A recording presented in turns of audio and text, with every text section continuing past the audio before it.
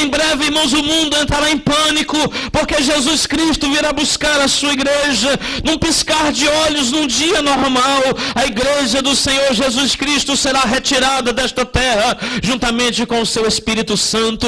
Os anjos do Senhor, ao som da trombeta, ouvirão a voz de Jesus que dirá: vão, reúnam os meus servos, meus filhos dos quatro cantos da terra e tragam eles para estarem comigo. E então, irmãos, virá o que Apocalipse diz: o Senhor derramará a sua ira sobre a terra, o Senhor trará juízo sobre aqueles que o têm rejeitado, o Senhor trará juízo sobre aqueles que têm andado em falsas verdades. Então converta o teu coração a Jesus, busca a Deus enquanto há tempo, vem para o Senhor, sirva a Ele, se prostre diante dEle, adore a Ele, sirva a Ele, engrandeça a Ele, louve a Ele.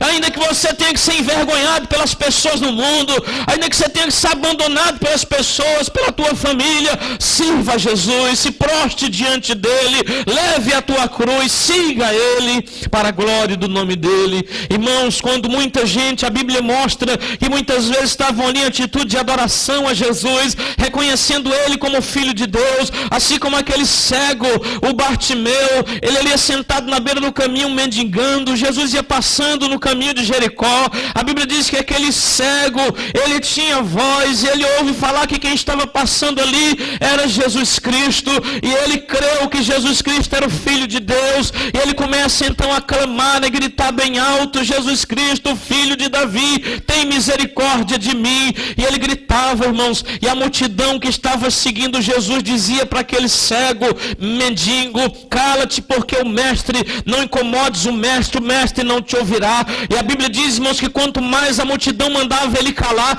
mais forte, mais alto ele clamava, e ele dizia: Jesus, Filho de Davi, olha para mim, tem misericórdia de mim. Quando ele chamava Jesus de Filho de Davi, irmãos, ele estava reconhecendo a Jesus como Messias que viria da descendência de Davi e se assentaria no trono de Israel, como Messias salvador do povo de Israel. Jesus para a multidão, ouve a voz do cego e diz assim: vão buscar aquele homem. E ele vem diante dele, irmãos, e Jesus fala: o que tu queres que eu te faça? E ele fala: Jesus, eu quero ver. E Jesus fala: então veja, você está curado. E na mesma hora, irmãos, os olhos dele se abriram e ele viu e ele enxergou pelo poder do Senhor Jesus Cristo.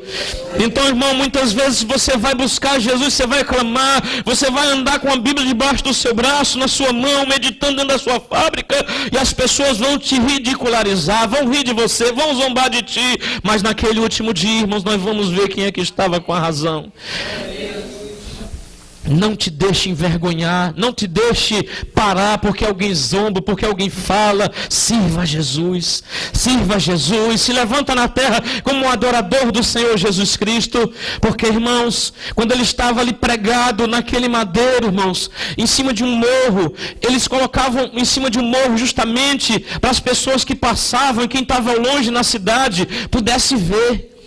E diz a história que muitas vezes eles não deixavam nem aquele calção de pano, não. Eles arrancavam toda a roupa da pessoa para que ela fosse exposta à mais terrível vergonha. A condenação da cruz era condenação para aqueles que tentavam, que ousavam se levantar contra Roma. E a acusação contra Jesus foi por ele dizer que era o rei dos judeus, que era o Messias, que era o Salvador do mundo. Pegaram ele, irmãos, crucificaram, fizeram ele passar por uma via ali que dava acesso até aquele morro, a chamada Via Dolorosa, conhecida hoje assim, existe até hoje. As pessoas fazem aquele caminho quando vão em Jerusalém. E ele ali, irmãos, carregando aquela madeira pesada, as pessoas zombavam dele, alguns choravam, alguns discípulos tiveram coragem de vir, ficar ali e chorar por ele. E Jesus dizia assim: chora por vocês, não chora por mim. E ele carregava, irmãos, aquele madeira até chegar naquele Calvário. No meio do caminho não teve força, colocaram outro homem para levar, porque ele não aguentava mais, ele estava muito ferido, ele estava muito abatido ali pelos açoites, por uma noite de sofrimento, de tortura que ele passou. E quando ele chega ali, irmãos, naquele lugar, eles pregam as mãos dele, levantam naquele madeiro, pregam os seus pés, e Jesus ali, irmãos, por ti e por mim, se expõe a mais terrível vergonha. Como é, irmão, que eu vou me vergonhar dele? Como eu vou me envergonhar de Jesus, irmão? Se ele não se envergonhou de mim, se ele teve coragem de passar tudo aquilo sendo Deus, Deus, sendo Ele Deus.